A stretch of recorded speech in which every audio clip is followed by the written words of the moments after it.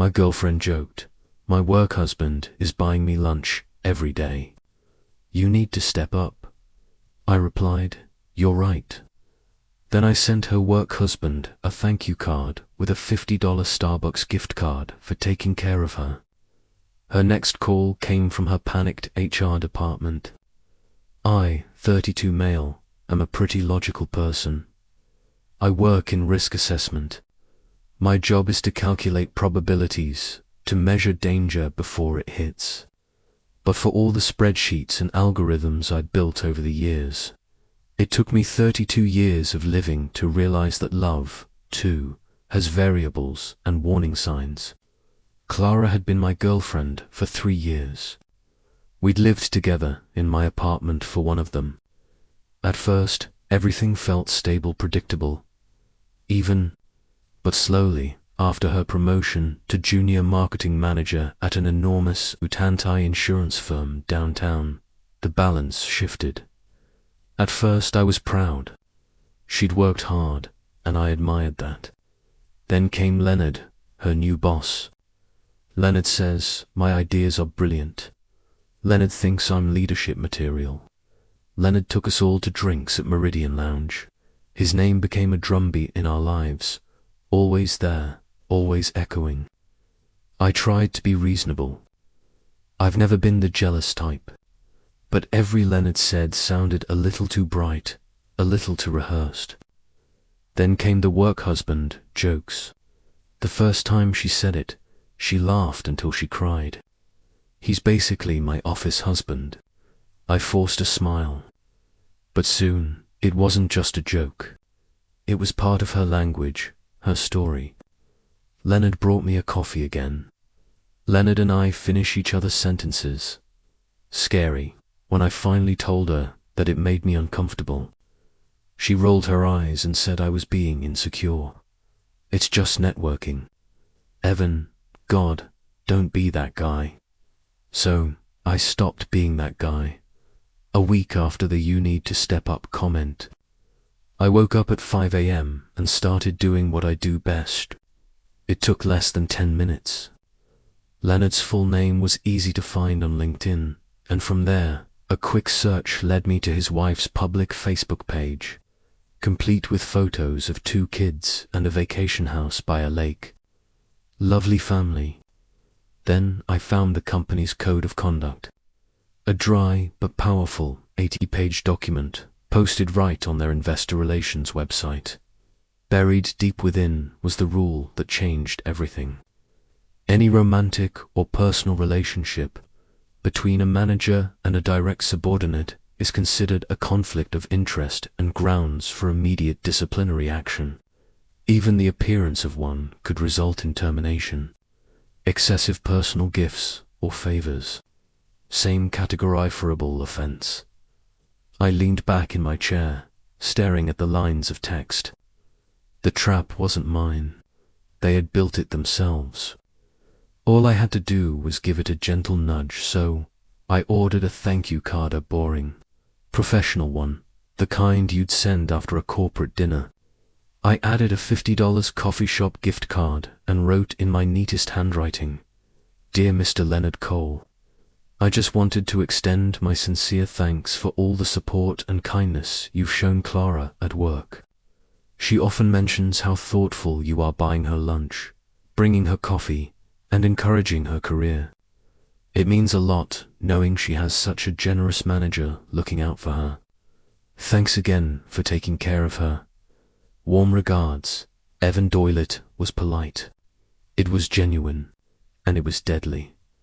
I mailed it first thing Tuesday morning.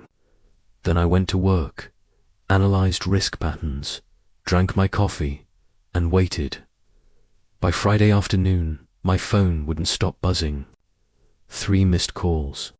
Then a text, "Evan, what did you do? Call me now." "Leonard is in a meeting with HR. They have your card." They called me in. I set my phone down, took a deep breath, and smiled faintly. Predictable, I whispered to myself. That evening, I came home to find Clara standing in the living room, still in her sharp grey office suit, mascara smudged, eyes red. "Evan, what the hell did you do?" she shouted the second I stepped through the door. I took off my jacket calmly. "I thanked your boss, Clara. You told me he buys you lunch every day. I thought a small token of appreciation was the polite thing to do." "You idiot," she screamed. "You don't send that in writing. It's against company policy. They think something's going on between us." I looked at her for a long, quiet moment. "Is there?" I asked softly. She froze. The question landed like a crack in glass. What are you talking about?" "Because if there isn't," I said, "then there's no problem. You said it was a joke.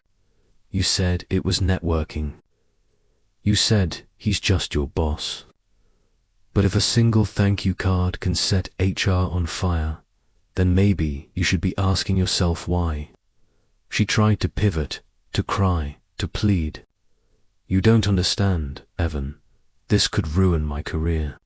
You have to fix it. You have to call them and tell them you misunderstood." "No," I said quietly. "I'm not lying for you. You created the risk. I just revealed it." I went to the hallway closet, took out her suitcase, and placed it gently on the sofa. "Since you're suspended, you'll have plenty of time to pack." That's when she broke crying, yelling, cursing, calling me every vile name she could think of. I didn't say a word.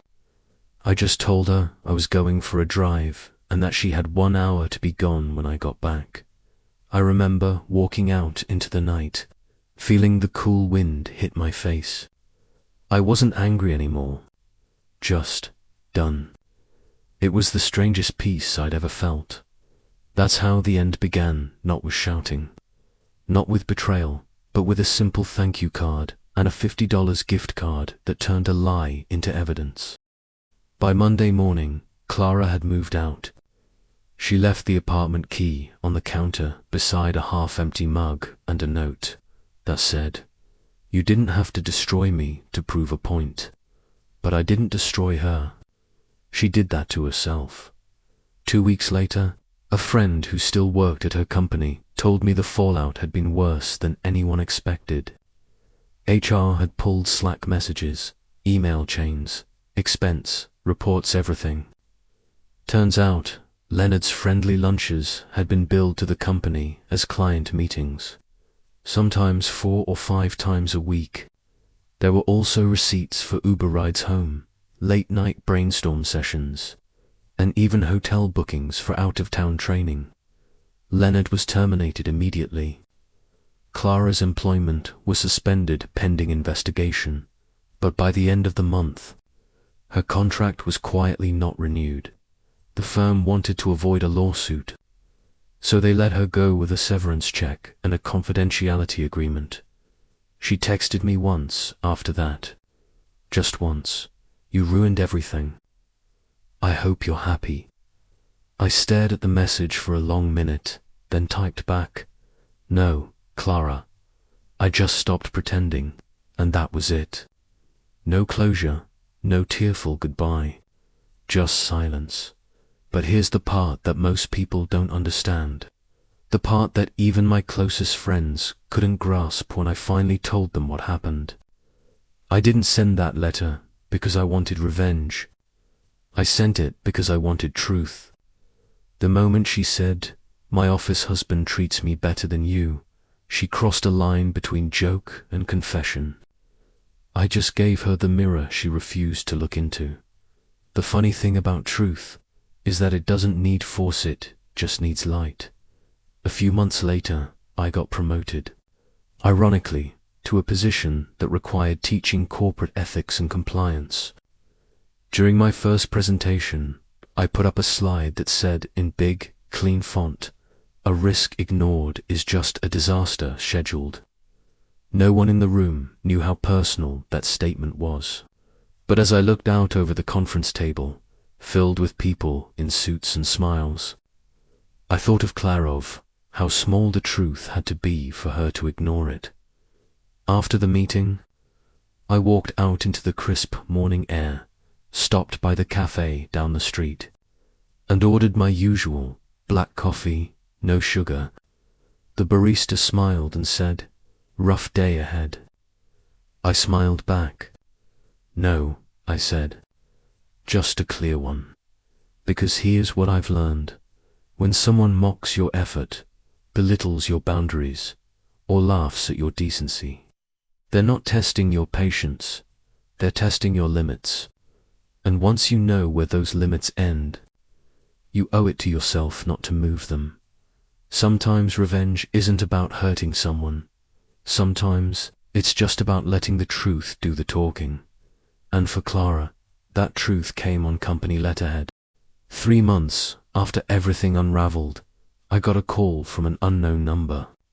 Normally, I'd let those go to voicemail.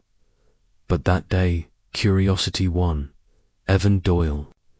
The voice was calm, formal-ish, formal. "This is Catherine Myers, internal compliance investigator with Cole and Braxton Insurance Group. Leonard's firm. Clara's firm." I stood up from my desk, heart steady but curious. "Yes, that's me. I'm reaching out as a follow-up. You sent a thank you card earlier this year, addressed to Mr. Leonard Cole. I'm aware that your letter triggered our investigation." "Yes," I said. "That's correct. We just wanted to clarify a few points for our records. You didn't have any malicious intent in sending it, correct?" I paused, then smiled faintly. "No, ma'am. I just wanted to thank him for being so supportive of my partner." A small laugh escaped her tired, knowing that's what we thought. "I can't share confidential details, but I'll say this. You may have done us a favor. There were other discrepancies. Your letter just gave us reason to look closer." When she hung up, I sat there in silence for a long moment. Not satisfaction, something heavier. Vindication, maybe, or clarity. The kind that doesn't make you proud, but makes you still. 2 weeks later, I ran into Clara. It was a coincidence. Swear I wasn't looking for her. I was grabbing groceries when she turned the corner of the produce aisle, wearing an oversized hoodie and sunglasses, her hair tied back. She saw me before I saw her, froze, then forced a weak smile. "Evan, Clara." It had been months, but she looked older, not in years, just in energy. Her eyes had lost that sharp gleam of competition. We stood there for a beat, surrounded by the quiet hum of refrigerators and the soft thud of apples being dropped into bags. She finally said, "You really don't feel bad, do you?" I thought about that carefully. "No," I said slowly. "I feel sad that it had to happen, but bad. No, I didn't make choices for you." She shook her head, eyes glossy. "You could have just talked to me." "I did," I said. "You laughed." That shut her up. She looked away, muttered something under her breath, and walked off, pushing her cart too fast. I stood there, staring after her, realizing something. I wasn't angry anymore. There was no fire left, no bitterness, no thrill of winning. Just quiet. The kind of quiet that only comes after the storm passes and you realize the wreckage isn't your fault.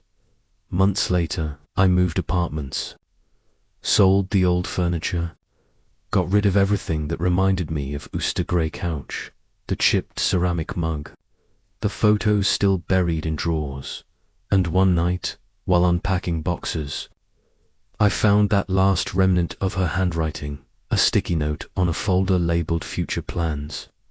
In the corner, she had written, "If we're not building together, what's the point?" I stared at it for a while before throwing it away, because that was the truth. We hadn't been building together for a long time. She'd been building an image, and I'd been maintaining a foundation she didn't respect, so I started over. New apartment, new habits, new peace. People sometimes ask me, would you ever take her back? No, because some people don't break your heart, they teach you where your boundaries end. And once you know that, going back would mean betraying yourself. If Clara ever tells the story, I'm sure she'll say I was petty, or controlling, or vindictive. That's fine. People always rewrite the truth when it burns them, but the record the real one sits somewhere in an HR file, next to a dismissal form and a line that says violation of ethical conduct. And that's all the closure I'll ever need.